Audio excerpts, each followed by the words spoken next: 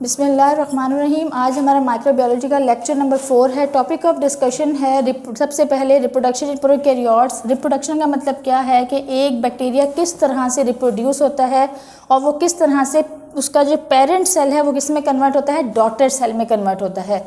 तो reproduction in prokaryote जो है ना, वो जो मेन मेथड है वो क्या है, बाइनरी फिजन है। Keep remember the difference between the fission and the fusion. Fusion का मतलब होता है कंबाइन, फिजन का मतलब ये है कि वो दो हिस्सों में डिवाइड हो जाए।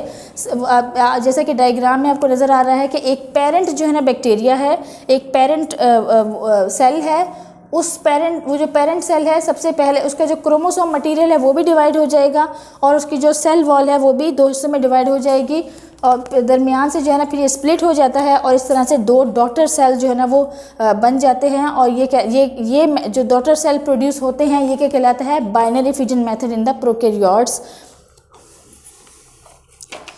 और डीएनए जो है ना वो पहले अपनी कॉपी बना लेता है और फिर वो इटसेल्फ वो अपनी कॉपी बनाता है और फिर जो है ना वो सेल को स्प्लिट्स कर देता है। और जो बाइनरी फिजन है is called as the asexual method of the reproduction in the bacterias. अच्छा, infection and the disease next topic है हमारा। उसमें हम पढ़ेंगे कि होस्ट पैरासाइट रिलेशन क्या होती है। होस्ट पैरासाइट रिलेशन का हम जब जिक्र करते हैं तो उसमें हमारे जहन में आता है कि जब दो ऑर्गेनिज़म्स जो हैं आपस में रिलेशनशिप कायम करें और उस रिलेशनशिप कायम करने के दौरान जो कंपटीशन को विन कर ले तो वो क्या करता है, दूसरे पर कमांड हासिल कर लेता है और इस तरह से वो अपने फेवरेबल एनवायरनमेंट लेते हुए वहाँ पर अच्छा वो तरह से वो माइक्रो ऑर्गेनिज्म ग्रो हो जाता है। तो वो होस्ट, अगर होस्ट और पैरासाइट है, अगर हम होस्ट और पैरासाइट के दरमियान बात करें कि अगर कोई होस्ट है और पैरासाइट है, अगर होस्ट जो है वो इनफ स्ट्रॉन्ग है कि वो पैरासाइट को ओवरकम नहीं होने देता तो वो क्या होगा, होस्ट जो है ना वो अफेक्ट नहीं होगा और पैरासाइट जो है ना वो फेल हो जाएगा कि वो अपनी वहाँ पर क्या कर सके, अपनी कमांड हासिल कर सके या वहाँ पर वो अपनी ग्रोथ प्रोड्यूस कर सके। इसी तरह से अगर होस्ट कमज़ोर है और पैरासाइट जो है ना वो स्ट्रॉन्ग हो जाता है और वहाँ पे वो ओवरकम कर लेता है, होस्ट के जो कंट्रोल कमांड सिस्टम है उस पर ओवरकम कर ले, तो फिर क्या होगा, पैरासाइट वहाँ पे ग्रो कर जाएगा और होस्ट जो है ना वहाँ पर फेलियर की तरफ चला जाएगा और वो उस बीमारी का शिकार हो जाएगा। तो इसी तरह से ना आम जिंदगी में भी यही देखा जाता है कि अगर आपका इम्यून सिस्टम वीक होता है तो माइक्रो ऑर्गेनिज्म जो है ना वो रैपिडली अटैक भी कर जाते हैं और आप बीमारी का शिकार हो जाते हैं। लेकिन अगर आप इनफ स्ट्रॉन्ग होते हैं तो माइक्रो ऑर्गेनिजम्स जो है वो इतनी आसानी से आपका जो क़ुव्वत मुदाफ़त निज़ाम है या बाकी जो डिज़ीज़ है वो कॉज नहीं कर सकते। नॉर्मल फ्लोरा जो है उसका मतलब है कि normal population of the micro organism that infect the body without causing disease, जो कि आपकी बॉडी में मौजूद होती है normal population of the bacteria, लेकिन वो कोई डिजीज़ कॉज नहीं करती। तो ये क्या कहलाता है, नॉर्मल फ्लोरा। इसका मतलब ये है कि कुछ इसमें रिलेशनशिप पाया जाता है between the body and it's normal flora and this relationship is the example of the symbiotic relationship. इसे हम कहते हैं सिम्बायोसिस। ये प्रोसेस कहलाता है जिसमें माइक्रो ऑर्गेनिज्म और ह्यूमन बॉडी के दरमियान जो है क्या एक रिलेशनशिप कायम रहता है और उससे ह्यूमन बॉडी अफेक्ट नहीं होती, तो ये रिलेशनशिप कहलाता है सिम्बायोसिस। अगर हम रिलेशनशिप की बात करें माइक्रो ऑर्गेनिजम्स और होस्ट के दरमियान, तो 3 तरह के ताल्लुक़ जो है ना वो कायम कर लिए जाते हैं बैक्टीरिया और ह्यूमन बॉडी के दरमियान। सबसे पहले कॉमेंसेलिज्म, ये है तरीक़ाकार कि एक बैक्टीरिया जो है ना वो किस तरह से इन्वायरमेंट में रह सकता है और वो किस तरह का रिलेशन कायम करता है और उससे इंसान कितना मुतासिर होता है। तो सबसे पहले जो है कॉमेंसेलिज्म, जो पहला रिलेशनशिप की टाइप है वो कॉमेंसेलिज्म है। इसमें only bacteria benefit and human host not harmed. इसमें बैक्टीरिया अपना फ़ायदा भी हासिल करता है लेकिन वो ह्यूमन को मुतासिर नहीं करता। और ऐसे बैक्टीरिया की एग्जांपल है mycobacteria and the Corynebacterium species, इसकी एग्जांपल हैं जो कि अपना तो फ़ायदा हासिल करती हैं लेकिन इंसानी जो आज़ा हैं उनको अफेक्ट नहीं करती। दूसरा है म्यूचुअलिज़म। म्यूचुअलिज़म निकला है म्यूचुअल से, जैसे आपस में आप जो है ना वो म्यूचुअल अंडरस्टैंडिंग से जो है ना एक दूसरे के साथ रिलेशन कायम किए हुए हैं कि जो है ना आपकी दूसरे से जो है ना वो एक दूसरे से फ़ायदा उठा रही हैं दोनों, तो उससे कहते हैं म्यूचुअल, मतलब समझ-बूझ से एक दूसरे से ताल्लुक़ कायम करना समझ-बूझ से, वो कहलाता है म्यूचुअलिज़म। इसमें both the bacteria and the human body get benefit, इसमें बैक्टीरिया भी फ़ायदा हासिल करता है और इंसान भी फ़ायदा हासिल करता है, तो ये कहलाता है म्यूचुअलिज़म। इसकी जो एग्जांपल है E coli found in the large intestine.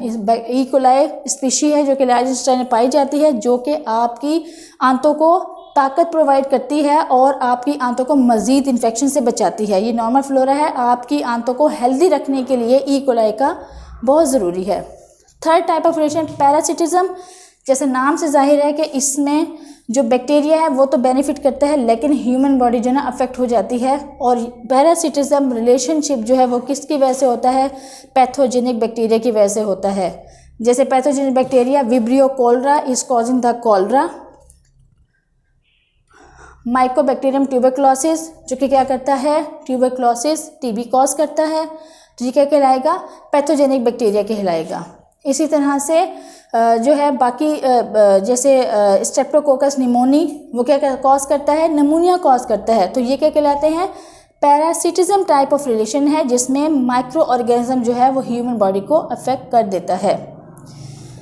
Next है हमारा ये आपका अकरेंस नॉर्मल फ्लोरा, ये आप इसको रिवाइज कर लेकर, ये इम्पोर्टेंट नहीं है कि मैं आपको इसमें जो है ना वो डिटेल से पढ़ाऊँ। अब नेक्स्ट है पैथोजेनिसिटी।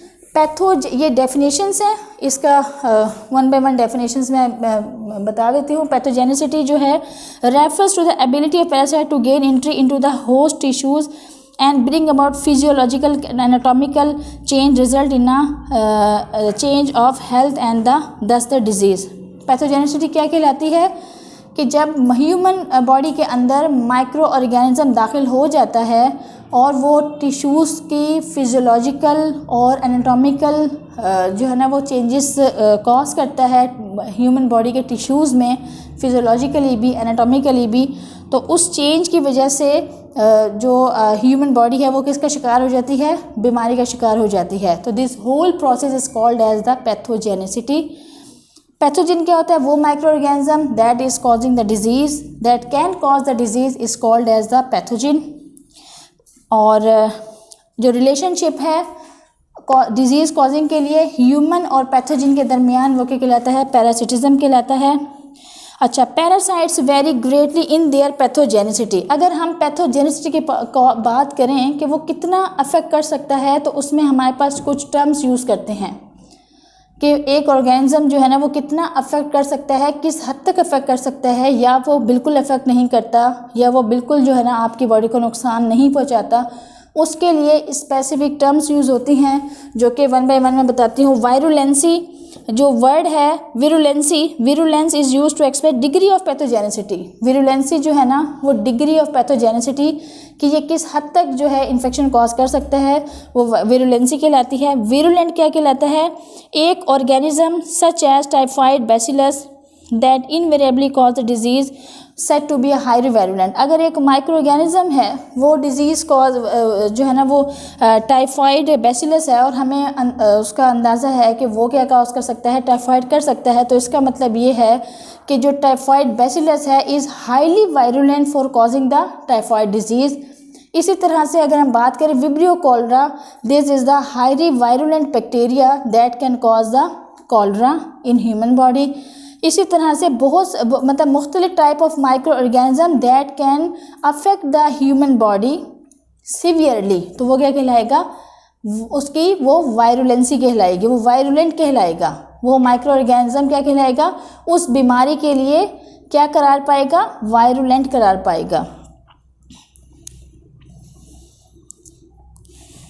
मॉडरेटली वायरुलेंस, कुछ organisms such as the Candida albicans is responsible for the fungal infection, और सम टाइम जो है ना ये डिजीज़ करता है, सम टाइम हर वक्त नहीं कैंडिडा एल्बिकांस मौजूद होगा लेकिन वो एवरी टाइम जो है ना is not affecting the human body या नॉट कॉजिंग द डिजीज़, तो उसे हम कहेंगे मॉडरेटली वायरुलेंट है। हो सकता है ये कभी जो है ना अटैक कर भी दे और कभी अटैक ना भी करे, तो उसको हम लेबल करते हैं मॉडरेटली वायरुलेंट। ए वायरुलेंट का मतलब ये होता है कि that is not causing the disease, जैसे लैक्टोबैसिलस एंड द स्ट्रेप्टोकोकस जो कि इन्वॉल्व हैं किसमें, मिल्क को योगर्ट में कन्वर्ट करते हैं, तो वो बिल्कुल ए वायरुलेंट है, वो बिल्कुल ह्यूमन बॉडी को मुतासिर नहीं करते, अफेक्ट नहीं करते।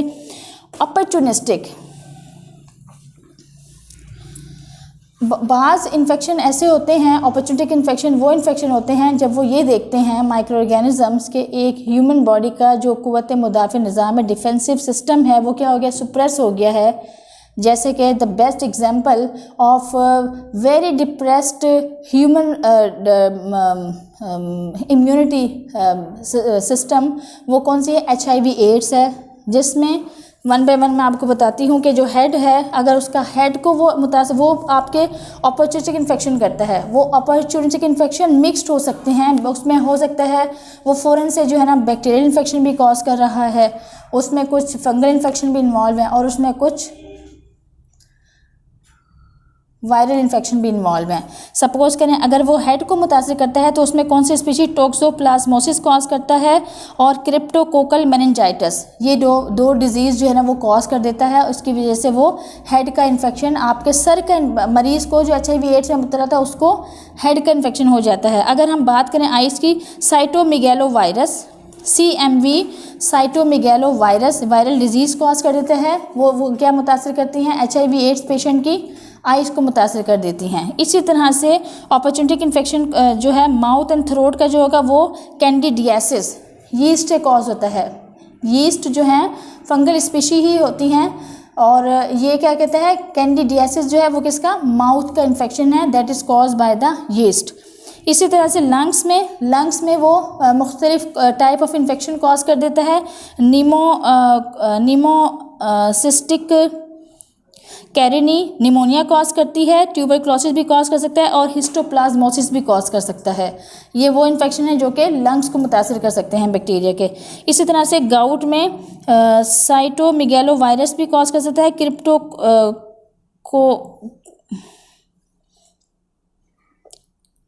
माइकोबैक्टीरियम एवियम कॉम्प्लेक्स, ये इन्फेक्शन गाउट की बीमारी कॉज कर सकता है। स्किन है, हर्पीस सिम्प्लेक्स कॉज कर सकता है और जो जेनाइटल इन्फेक्शंस हैं उसमें ह्यूमन पेपिलोमा वायरस और द विजाइनल कैंडिडियासिस, ये उसके जेनाइटल ऑर्गन को अफेक्ट कर सकते हैं। तो ये वो अपॉर्चुनिस्टिक इन्फेक्शंस हैं जो कि HIV एड्स के पेशेंट्स को हो जाते हैं। तो वो इन्फेक्शन जो कि आपका इम्यून सिस्टम डिप्रेस होते ही जो है ना आपकी बॉडी पे मल्टीपल साइड से अटैक कर दें, तो वो क्या कहलाते हैं, अपॉर्चुनिस्टिक इन्फेक्शन कहलाते हैं। एक बीमारी हो गई है लेकिन उस बीमारी से क़ुव्वत मुदाफ़ा का निज़ाम वीक हो गया है और उसकी वजह से मुख्तलिफ इन्फेक्शन होने के चांसेस बढ़ जाते हैं, तो वो कहलाते हैं अपॉर्चुनिस्टिक इन्फेक्शन। यहाँ हमारा आज का लेक्चर कंप्लीट होता है। आ गई आपको अंडरस्टैंड।